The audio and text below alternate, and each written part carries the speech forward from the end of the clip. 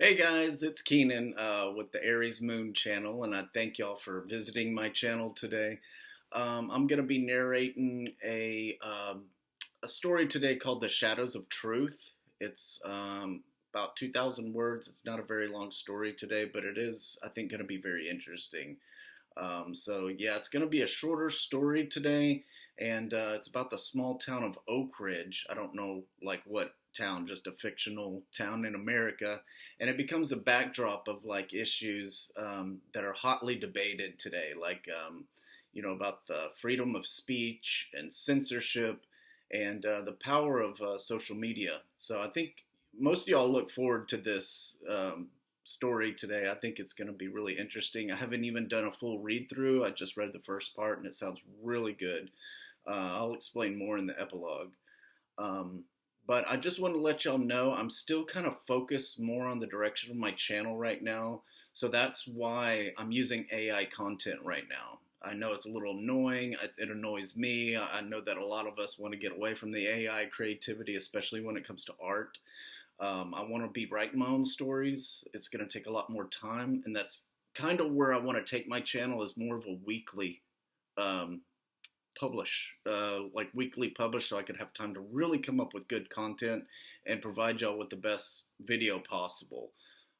So once I get a better idea, I'll use more original content, and that's mostly my direction is finding better content that will captivate y'all a lot better. That I'll have an audience to find out where my direction goes for this video for this channel.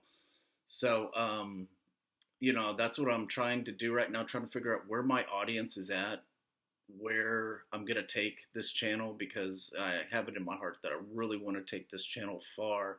And right now I'm still lacking some ideas, and I'm lacking um, focus on where I want to take this, because I'm almost there, but I haven't really quite figured it out yet what kind of content I want to do, whether it's narrations or if it's maybe something even better than narrations, even though I like messing with my voice and all that. Um, and also about how long these videos will be. I want to put it on every social media site like TikTok, and I know TikTok, if it's more than a minute long, so I'm going to be over there too, but I'm probably going to direct most people here to YouTube because most of my videos are going to be quite lengthy, especially for some of these stories. Some of them will be very long. I had a 40-minute video the other day. Probably won't always be that long, but I don't know right now. I guess we'll see. And, when it comes to the editing software, I need to do better editing. I want to get a lot more professional, and that's going to take some time. But I need to edit my videos a lot more. I've been doing some mess ups on how my videos looked in my prior videos. It just didn't come out right. It didn't come out the way I really wanted it to. I would like to have a logo and all that eventually. So there's a lot of stuff I got to work on, and I want y'all just to have be very captivated in the type of work that I put out. So it take some time, but as time goes by, it's gonna get better. So I think y'all really like today's story. So just sit back, relax, and let's have some fun. Let's do this.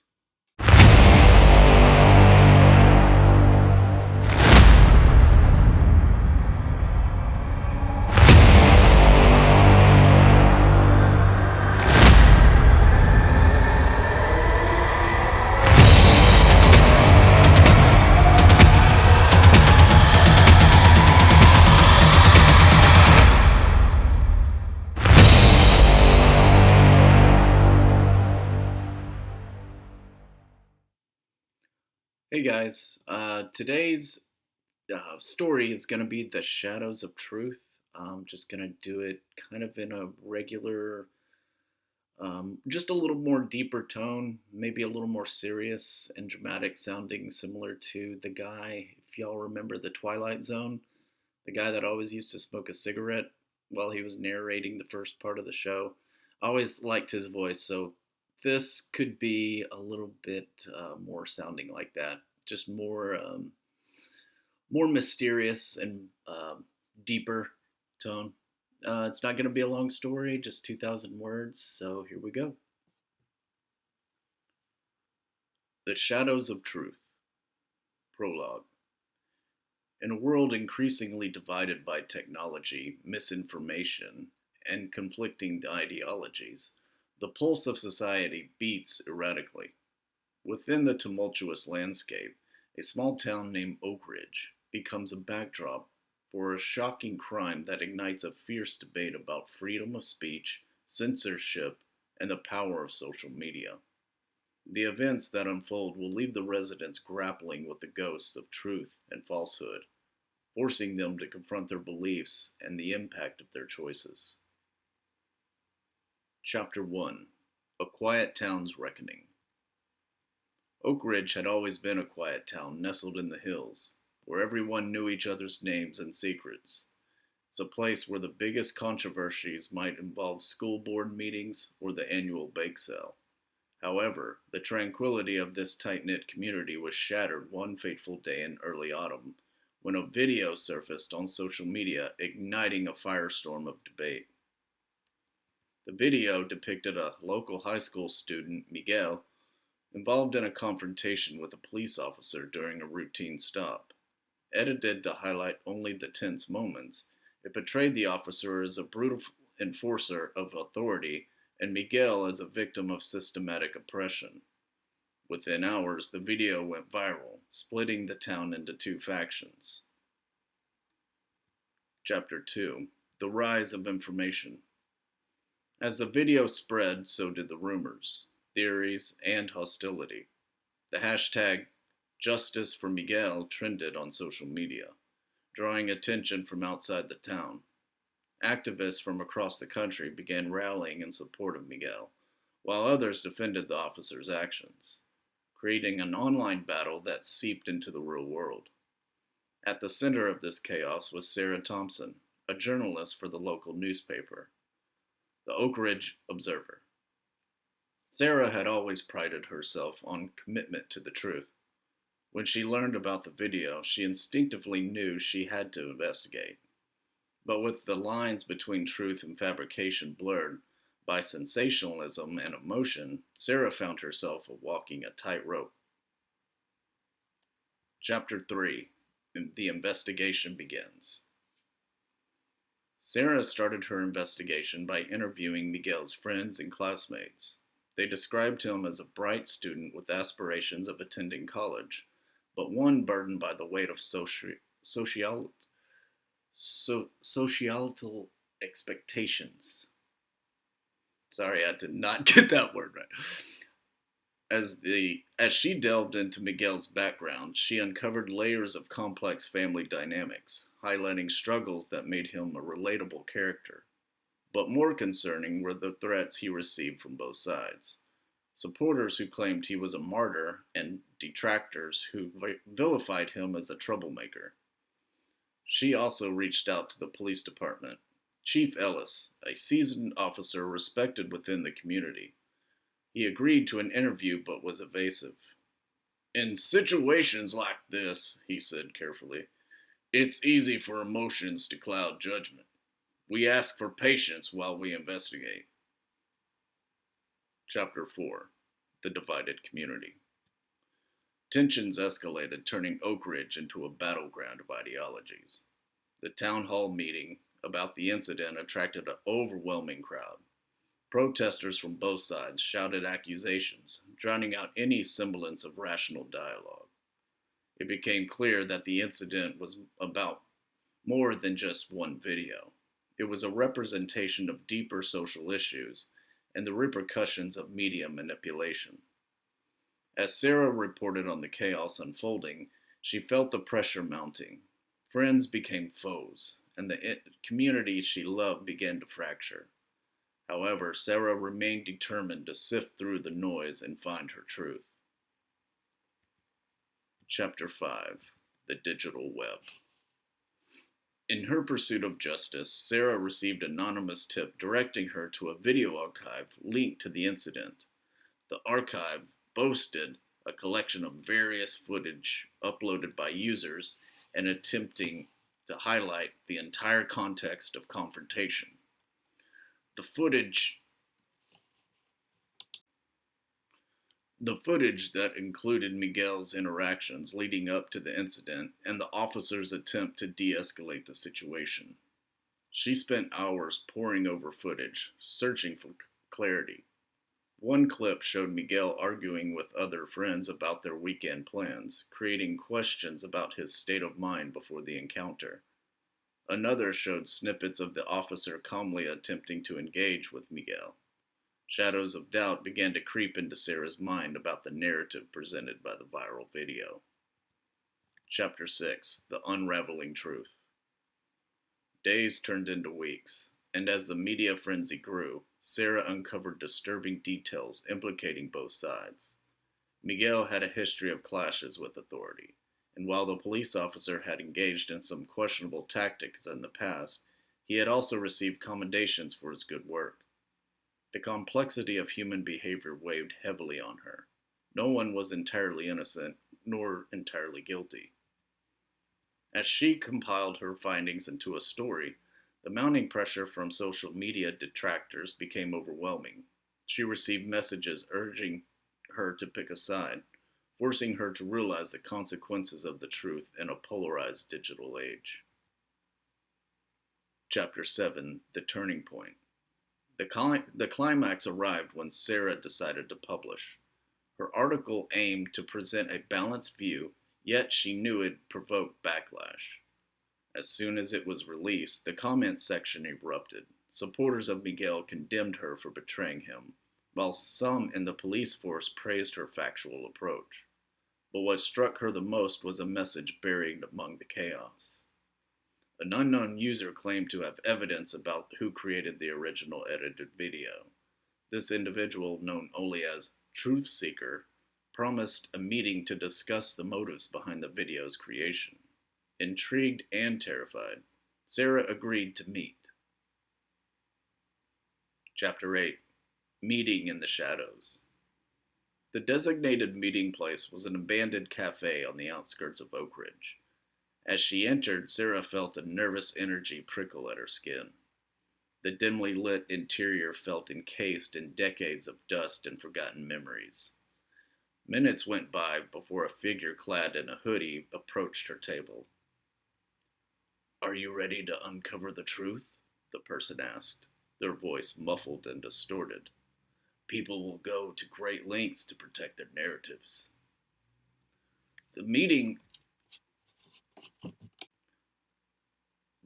revealed startling information. The original video had been edited by a group of local activists seeking to further their agenda. They had seized on emotions surrounding police encounters to galvanize support for their cause. Knowing the power of social media held to sway public opinion, no matter the distortion of facts involved. Chapter 9: The Decision. Armed with this revelation, Sarah faced a dilemma. Publishing the story could help reveal the manipulation behind the original video, potentially leading to a full investigation of the activist group. But it would also put a target on her back, further dividing a town that had already spiraled into chaos. As she pondered her next move, the rest of the community continued to react, spiraling deeper into division. Protests grew louder, with both sides claiming victory and martyrdom despite the ongoing strife. Chapter 10: The Consequences of Truth. After days of contemplation, Sarah decided to publish the information from Truth Seeker. The article exposed the activists' motivation and provided a balanced view of the entire situation, including the complexities of Miguel's circumstances and the officer's actions. The backlash was swift and severe. Social media users turned rabid, attacking her for betraying the movement, while others praised her for her courage. Oakridge was no longer just about the incident. Now it was about how truth could be manipulated, weaponized, and vilified. Chapter 11: The Fallout. The aftermath of Sarah's decision caused turmoil in Oakridge as polarizing opinions erupted over her article.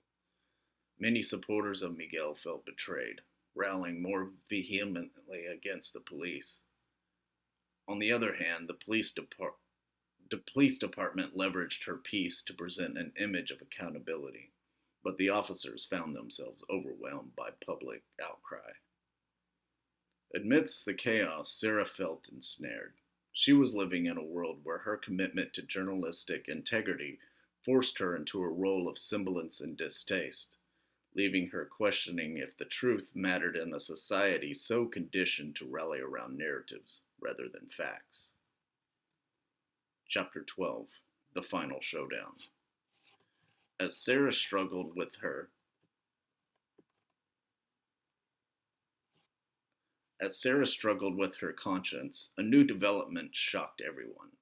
The officer involved in the incident called a press conference. With a heavy heart, he addressed the community, acknowledged the conflict, admitting mistakes, but also pleading for understanding of the human element in policing. His vulnerability left many stunned.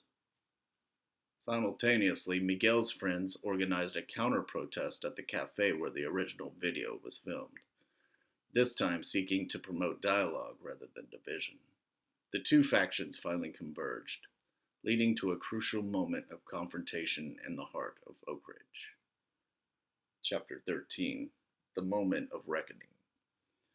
Inside the cafe, both sides shared stories, fears, and grievances. While the wounds were raw, the willingness to engage created a flicker of hope.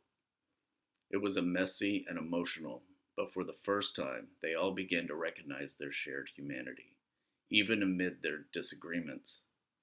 Sarah watched as the community started to piece itself back together, brick by brick, conversation by conversation. In that moment, she felt the weight of her decisions and the burden of the truth lift off her shoulders. While the resolution might not have come in any neatly wrapped package, it sparked beginnings of understanding and healing. The epilogue. Months later, as autumn leaves fell gently to the ground, Oakridge began to rebuild.